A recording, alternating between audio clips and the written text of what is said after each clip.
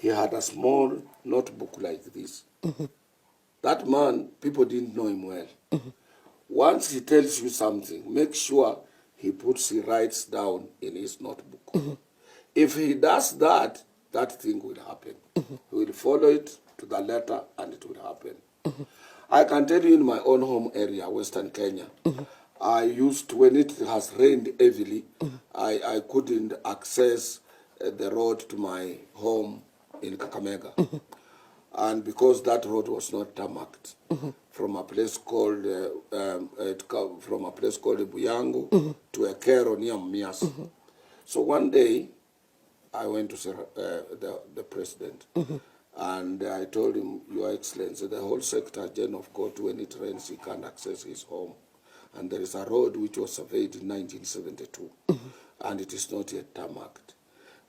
When Honorable Raila Amolo Odinga was a minister for transport, for I think housing, transport and communication, something like that, he managed to make that road an all-weather road by putting maram.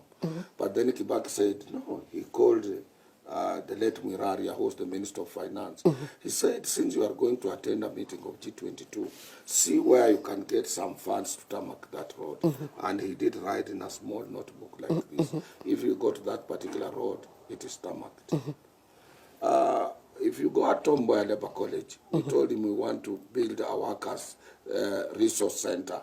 And we had agreed with Chinese, through all Chinese Federation of Trade Unions, to get a nod from your government, and then they will assist us to approach Chinese government to put a resource center for us at Tomboya Labour College. He called Kinyua. Joseph Kinyua is still alive. He's at the State House, assisting Uhuru Kenyatta. He told him, no, how much will it cost? We said 500 million. He said, put down. He did put down in his small notebook. And he said, 500 million, we cannot go to China to ask for that money.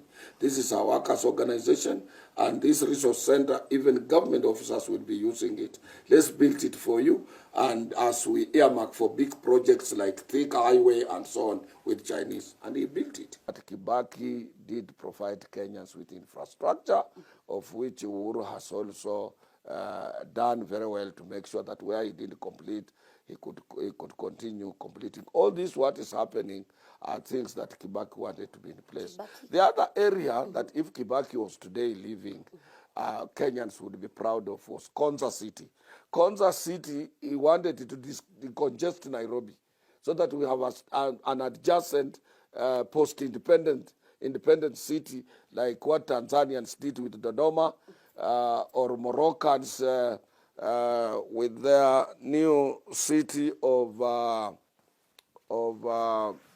in Morocco we have a third city, because we have Rabat, we have those other two cities, but the third one, I've just forgotten the name, after independence. Or in Egypt, they have post-independence cities like Sharm el-Sheikh or Uganda.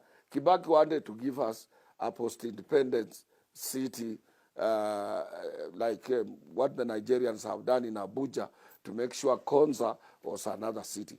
And that is what Nairobi requires now. So he had an elaborate plan of modernizing Kenya as a whole, and he did very well in that tenure of 10 years. Kibaki came into power when the economy of Kenya was at its deathbed. What was the secret behind him reviving the economy and leaving it at stable condition? What he did, Kibaki, when he came in, Kanu, we had run down the economy. We Kanu guys. We were at minus 2% of our total GDP at that particular time when he came in. Nothing happening. We had not done very well for Kenyans. And when he came in, within first 3 years, it is our Department of Education, Economic and Research, which told Kenyans we are at 5% of our economy. And come 2005, banks were hawking. So what Kibaki did was a very simple thing. He sealed out cartels from State House. He fought corruption until he lost some of his own trusted ministers. He brought down corruption. When you fight two people the two groups of people. One are cartels and corrupt people. You bring it down, you will attract both direct and indirect investment. People want to invest in a country where it is free of corruption, where there are no cartels. Cartels in oil industry, cartels in sugar industry. You see, cartels in sugar industry crippled all our sugar industries. Mumias in Zoya, Sony in South Nyanza, and so on, Chemelil. These are cartels bringing the country to the knees. You know, Kibaki, after 4, he had no any other friends apart from going back to his grandchildren and so on, after 4. And there were no groups of people canvassing for purposes of securing issues of procurement and issues of tenders and so on. In Kenya, even a 2-year-old boy, he knows what a tender is. This is what brings down the economy. The economy cannot grow if there is a lot of spillage, if there is a lot of money going out, in and out and out. That's the money you people you are clapping for. When you see politician talking, oh, he has given here 2 million, 3 million, you clap, you are asked to mpigia makofi moja. Utapigia pesa yako imeibiwa yako 2, 3. Bwana so and so, come and talk to your people. Because he has brought stolen money. Once you tempt that, the economy will grow. This country is big. We are a satellite of economic activities in the region. And this is what Kibaki realized. So if you tame corruption, our GDP will grow. I understand Kibaki was a man of few words. Completely. But still working and with few acquaintances. Yeah. Did he even make closer friends? What Kibaki did when he came in, he didn't want political friends. He wanted somebody who can be given an assignment and he accomplishes. One of such persons was a Mr. Waweru of KRA, if you heard of Waweru. That was such a rude manager. Kibaki told him, disconnect that direct line between your office and State House. I don't want to be communicating with you on issues of exemptions. Don't exempt anybody from paying taxes. That's what the first thing Kibaki told him. And then he introduced also the new system of collecting taxes through various types of collecting. He devised methods of collecting taxes. So the tax evaders or people who are used to evading paying taxes were caught into that type of bracket and so on. And everybody, he netted almost everybody, making sure that everybody pays taxes. And there was no corruption. He could not influence him for anything else. Members of parliament tried to make noise on the new shrewd way of collecting taxes, but they could not convince him. And therefore, when after 3-4 years, there was no external borrowing from World Bank and IMF, we had only a debt of about 5% to be part of our annual budget. So Kibaki knew what he wanted and where we were going. And if he was leaving, he would have decongested. If he was still in power, he would have decongested the Nairobi city. Uhuru had a very good vision, but he had a wrong partner. So that is where the problem was, because you need to partner up with people who can give you maximum support. And Kibaki had very good loyal people like Muda Wori, Kalonzo Musyoka was one of the best deputies of President Kibaki. They did a good job.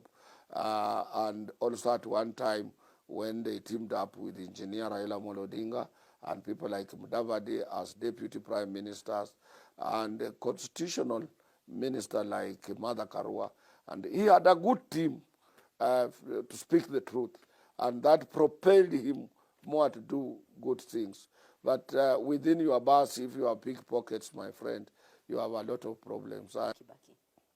Kibaki was a wonderful, accomplished economist and a leader of substance, and a person that I wish he became a role model for the younger Kenyans who would like to grow to higher heights or spur their own economic growth in their own sphere.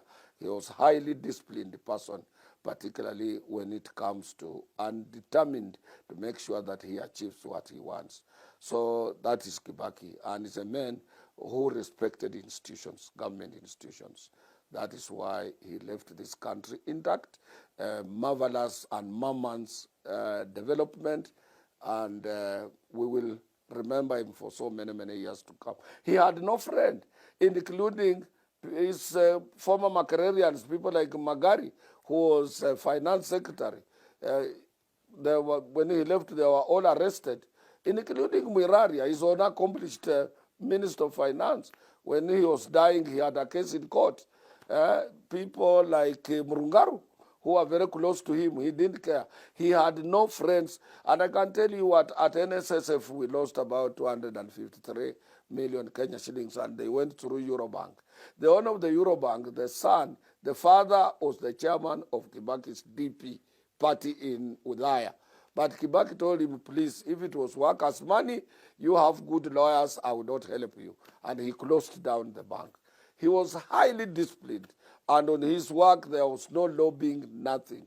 He was a man who was disciplined and prepared to do away with his friend in case he was involved in underdeals in the government.